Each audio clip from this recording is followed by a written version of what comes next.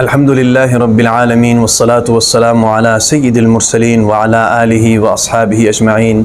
محترم سامعین و ناظرین، آج کل سوشل میڈیا میں مفتی طارق مسعود فیمس اسکالر، ان کے حوالے سے کافی باتیں گردش کر رہی ہیں۔ ان پر لوگوں نے الزام لگایا ہے کہ مفتی طارق مسعود نے حضور نبی اکرم صلی اللہ علیہ وسلم کی شان میں گستاخی کی ہے اور قرآن مجید کے حوالے سے انہوں نے گستاخانہ الفاظ استعمال کیا ہے۔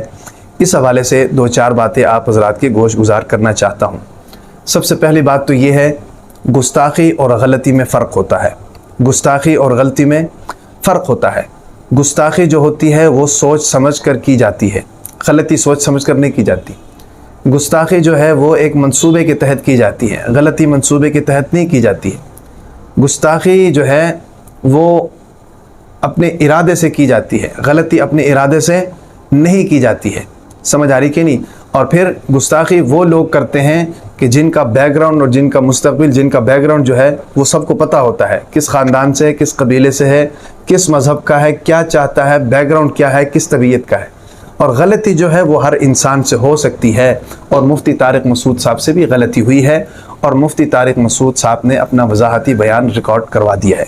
بیسکلی غلطی کیا ہوئی ہے، میں وہ غلطی آپ کو بتانا چاہتا ہوں۔ بتانے کا مقصد بھی یہی ہے کہ ہم لوگ سمجھ جائیں، بلا وجہ کسی کی بھی باتوں میں آ کر کسی کی عزت پر انگلی نہ اٹھائیں، کسی کی زندگی کے لیے جناب خطرہ نہ بنے، کیونکہ ہمارے ملک کے اندر بدقسمتی سے یہ گستاخی کو لے کر بہت سے لوگ لقمہ اجل ہو چکے ہیں، اور بہت سے لوگ اپنے لیے خطرہ بھی محسوس کرتے ہیں گستاخی کو لے کر۔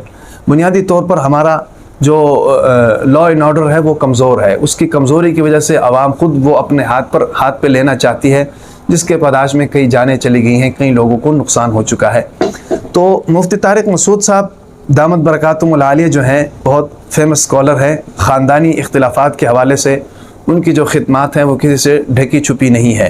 خاندانی اختلافات کو کیسے سولو کرنا ہے اور خاندانی معاملات کو کیسے آگے لے کر جانا ہے، خاندانی رشتوں کو کیسے قائم کرنا ہے، شادی شدہ معاملات کو کیسے ڈسکس کرنا ہے، وہ ساری چیزیں اس حوالے سے جو خدمات مفتی طارق مسعود صاحب دامت برکاتہم العالیہ کی ہیں وہ میرے خیال میں پاکستان میں کسی کی بھی نہیں ہے۔ بیسکلی ان سے غلطی کیا ہوئی تھی؟ ان سے غلطی یہ ہوئی تھی، انہوں نے یہ کہا کہ انہوں نے یہ کہا کہ قرآن مجید کے اندر بہت سے الفاظ ایسے ہیں جن کے اندر گرامر کی غلطیاں موجود ہیں، یہ غلطی ان سے ہوئی تھی۔ اس حوالے سے یہ بات میں آپ کو بھی بتا دوں، سب سے پہلے مفتی صاحب سے بھی گزارش کروں کہ ایسی باتیں عوام الناس کے درمیان میں نہیں کرنی چاہیے۔ عوام الناس کا جو مینٹل لیول ہے وہ اس حد تک نہیں پہنچ سکتا ہے کہ وہ ان باتوں کو سمجھ سکے۔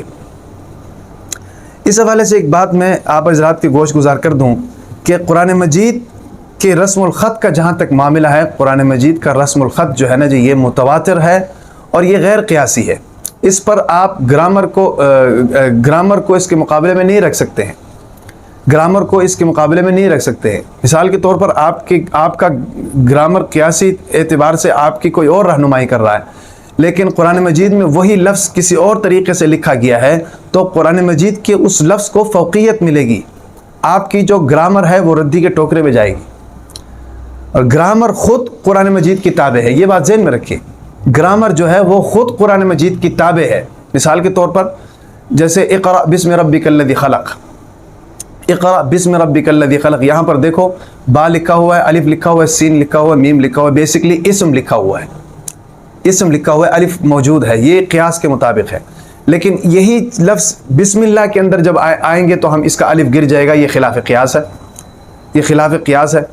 تو اب یہاں پر آ کر جو ہمارا قیاس کہہ رہا تھا کہ یہاں پر الف ہونا چاہیے لیکن قرآن نے الف نہیں لکھا، تو ہم اپنے قیاس، اپنی گرامر کو چھوڑیں گے، قرآن مجید کے اس رسم الخط کو لیں گے، یہ بات ذہن میں رکھیں۔ اسی طریقے سے اسماعیل کا جو لفظ قرآن مجید میں موجود ہے، ہمارے قیاس کے مطابق اسماعیل جو ہے نا جی الف کے ساتھ ہونا چاہیے، الف سین میم الف ما، اسما عین یا لام عیل، اسماعیل۔ لیکن قرآن مجید میں ایسا نہیں ہے، قرآن مجید میں الف نہیں ہے، بلکہ اس الف کی جگہ پر عین کے اوپر کھڑا زبر لا کر اللہ تبارک و تعالی نے صحابہ کرام نے لکھ دیا ہے۔ تو اب یہاں پر جب ہمارا گرامر، عربی گرامر قرآن مجید کے رسم الخط کے ساتھ ٹکرائے گا تو پھر ہم یہ نہیں کہیں گے کہ گرامر کے اعتبار سے قرآن مجید میں معاذ اللہ غلط لکھا ہوا ہے، بلکہ ہم یہ کہیں گے کہ ہمارے گرامر کے اندر اتنی طاقت نہیں ہے کہ وہ اس قرآن مجید کے اس اسلوب کے ساتھ ٹکرا سکے، قرآن مجید کے اس رسم الخط کے ساتھ ٹکرا سکے۔ کیوں؟ کیونکہ ہمارا گرامر خود قرآن مجید کے رسم الخط کے تابع ہے۔ کیونکہ یہ متواتر طریقے سے آیا ہے، صحابہ کرام سے ہو کر آیا ہے، پوری دنیا کے لوگوں نے اس کو نقل کیا ہے، ٹھیک ہے کہ نہیں؟ اس طریقے سے الرحمن کا لفظ لے لیں، الرحمن جب ہم لکھیں گے تو الف را الرحمن ہا میم الف ما لکھیں گے، قیاس کا تقاضا یہی ہے، الرحمن اس طرح ہونا چاہیے، لیکن قرآن مجید میں ایسے نہیں لکھا۔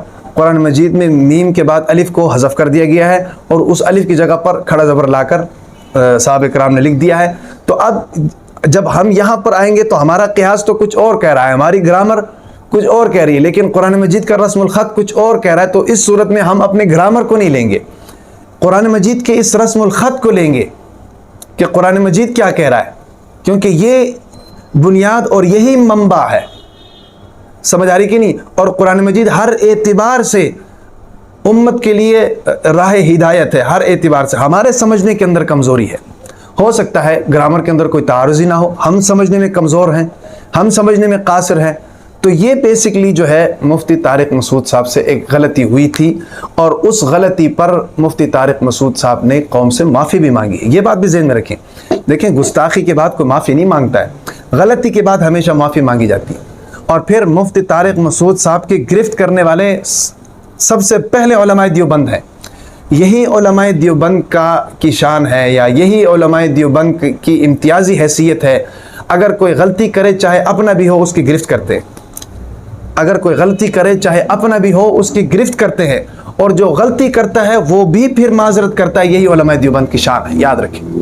تو سب سے پہلے گرفت کرنے والے مفتی طارق مسعود کو مولانا منظور مینگل تھے، اور پھر مفتی طارق مسعود صاحب دامت برکاتہم العالیہ، کیونکہ اس وقت وہ بیرون ملک دورے پر ہیں، اور ان نے وہاں سے جناب ویڈیو ریکارڈ کروائی اور پوری قوم سے انہوں نے معذرت کی اور اپنی غلطی کا اقرار بھی کیا، چونکہ غلطی ہے بھائی، زبان ہے، زبان کے اندر کوئی ہڈی نہیں ہوتی ہے، وہ پھسل سکتی ہے، غلطی ہو سکتی ہے، لوگوں کا مجمع سامنے ہوتا ہے، بعض مرتبہ پریشر میں اتنا انڈر پریشر ہوتا ہے اسپیکر جو ہے، اس کے زبان سے کچھ اور لفظ نکلنا چاہیے، کچھ اور لفظ نکال کر بیٹھ جاتا ہے، ہم سے بھی غلطیاں ہوتی ہیں۔ تو اس لیے پاکستانی قوم سے بھی میری یہ گزارش ہے کہ وہ جناب تحمل مزاجی کے ساتھ، صبر اور استقامت کے ساتھ ہر چیز کا جائزہ لے۔ کسی ایک بات کے اوپر یا کسی ایک آدمی کے شوشہ چھوڑنے کے بعد فوراً بغیر کسی تحقیق کے اس کی بات پر عمل کر کے کسی کے عزت اور احترام کو داؤں پر نہ لگائے۔ سمجھ آ رہی کہ نہیں؟ گستاخی میں اور غلطی میں فرق کو سمجھیں۔ جنید جمشید رحمۃ اللہ علیہ، شہید رحمۃ اللہ علیہ، ان کے پیچھے بھی لوگ پڑ گئے تھے، حالانکہ ان سے بھی کوئی غلطی ہوئی ہوگی نا، کوئی گستاخی تو کوئی نہیں کر سکتا۔ ہم سب کے اندر الحمدللہ ایمان ہے، اور ایمان ہی سب سے قیمتی چیز ہے۔ ہم تھوڑے سے پیسوں کے بدلے میں کیا اپنے ایمان کو بھیج دیں؟ نعوذ باللہ۔